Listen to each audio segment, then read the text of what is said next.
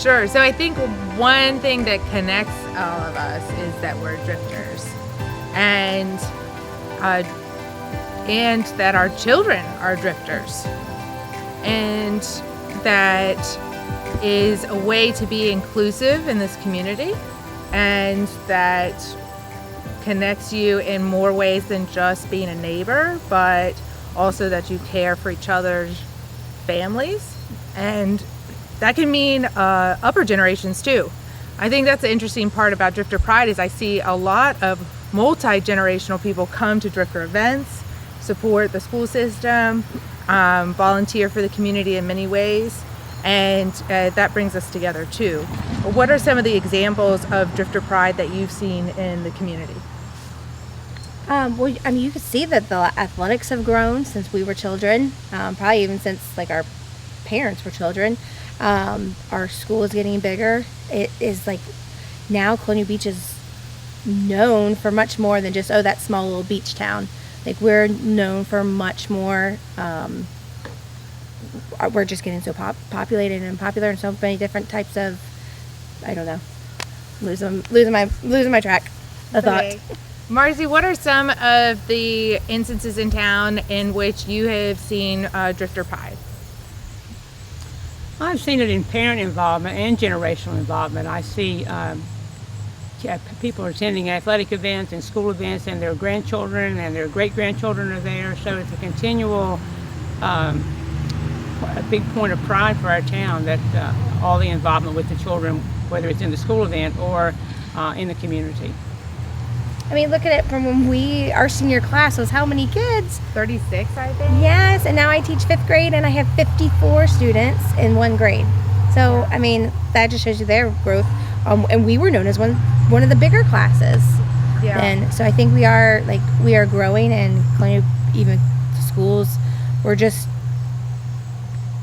I'm trying to think of the word I'm trying to think of, the school now is people want to send here, so you have to apply to come here. The standards have increased to me, the school system, and I think the standards in our community are increasing. I'm seeing that something that I think is creating more pride in our community, and as we see development happen, as we see pressure happen on the community to grow, it's going to be important that it stay in context with the small town feel, with the local character. I think that's what makes Colonial Beach school system so unique is its size, and that it makes us not comparable to anywhere else. And even though we're a public school system, we're kind of giving attention that a private school system gives, and that is a benefit to the kids in our community. One of the reasons I wanted to, again, bring my kids back home and to be raised here and go to school here, I think I graduated with 32 kids, and I can tell you that 26 of us started in kindergarten together and graduated together. That's unique there's nowhere else like that. I mean, we're unique in that we're one of 2 town schools in the Commonwealth. But to me, that's a big source of Drifter Pride too, growing up with the same group of folks that I still maintain a lot of contact with. I was talking to my English teacher just a couple of days ago who I've maintained contact with. So I wanted my kids to have that exact same upbringing as I was lucky enough to have. My neighbor happens to be here who we lived next door to one another for many, many years. Her wonderful husband replaced my dad when he passed away as head football coach. So I get to see Marcy a lot, and I knew Robin when she was a kid, and that young lady, Miss Sudeth, is teaching my 10-year-old now. So where else in America could you stand in somebody's front yard and have this exact chat? So, yeah. I feel the same way. And then, as a child, you're like, I can't wait where I'm going to go. I'm going to go to the south, to the beach, and I'm going to move here. And then as I got to be an adult, I'm like, no, this is where I want to raise my children. No, my children are going to come to the Colonial Beach schools, because my principal is my 3rd grade teacher. Vicki Robertson was my student advisor. She's the one that helped me graduate college and did all my things. So, I mean, it is family. Like, Drifter Pride is family. And, where else do you get that? Sure. The first time I served detention ever was with Mr. Feltner, who I am now with his son. It's a small world. But those experiences all built on each other. I had a lot of support growing up in Colonial Beach. It is a small school, and maybe we don't offer a ton of AP stuff and a million sports activities. Maybe we don't offer some of the things big schools offer, but what I had was individual support. I had people like Fred Dodge write me recommendation letters to go to UVA that would make tears come to your eyes, you know, and things that really meant something. When you see your teachers in Food Lion, it's because they live here too. Correct. You know, Yeah. and I don't think you get that in other places. It's not weird. And it's not weird. Not weird. Yeah. I thought it would be weird when I first saw it, but it wasn't. Yep. To see your teacher in Food Lion. Yeah. Actually, a lot of my teachers, I still also would I keep in contact with many of them. And they support me now as they did when I was a child. A big reason that I was able to attend UVA and do the things I've done in my life is I received a lot of local scholarships. And that was really important. It's something I support as an adult is scholarship programs at the school. And I think when you have a small community like this and you see, you have opportunities to really support individual kids Yes. with their needs. And that's where that special growth happens. Yep. You get to see that and you get to see them evolve into amazing people. I mean, like Wyatt and being in the Coast Guard and just to see these kids come up through the community, raised in the village, Yes, you know, I love lifestyle. that.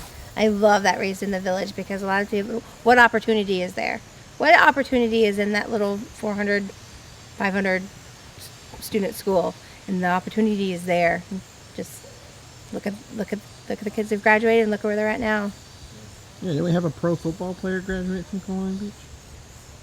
We have had fostered many kids into pro athletics, actually. Basketball players, football players, and, you know, people going into State Department jobs and, you know, all kinds of things. Yep. It's really impressive. Bobby was talking about that. It is rare to have someone start in kindergarten and graduate and almost the entire class together. That's a bond that's not like no other. And you're talking about community involvement. When I worked for the school for a long period of time, and the amount of scholarships that the community gives to the school has grown and grown and grown over the years, and that just speaks volumes for the love of the school within the community and the support that the school gets for the students to succeed. One thing I was worried about before I moved home was the fact that I was afraid that my kids would not get individualized attention at a bigger school district. We lived in Safford at the time. And it was another factor as to why we wanted to come home, because I knew the classroom sizes would be small. And when I look back historically at some of the kids that I went to high school with and before me, I mean, we produced just as many people ready for the workforce, college, military, as any other school, anywhere else. Like Robin said, we may not offer a huge group of choices of different classes and whatnot, but I felt prepared when I went away to school.